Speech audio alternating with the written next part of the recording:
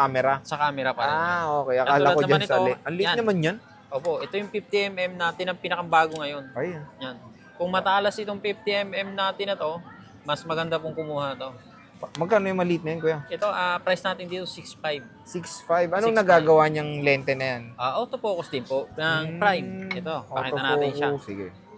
Yung Ayun, sample madali lang natin pala dito, magkabit. opo. Yan. Oh. Nakita niyo po yung Yun, difference nito. Sobrang solid tong lente na to. 6.5. May bawas pa yun, kuya. Opo, yan. Sige, check natin. Ayan. Oh. Mas mabilis na yung focus nito. Yan. Ayan. Mas matalas na siyang kumuha. Ayaw nga. Ganda oh. Talagang, pati yung background blur niya, okay Blurred din. na, blurred. Ayun, Blurred na po sige, si talaga. ate. Yun, oh. Yan. Yung clear, oh. Tingnan nyo, oh. Clear na Sige, clear po papalitan yan. natin. Yan. Yan yung kuha. Touchscreen din pala Touchscreen yung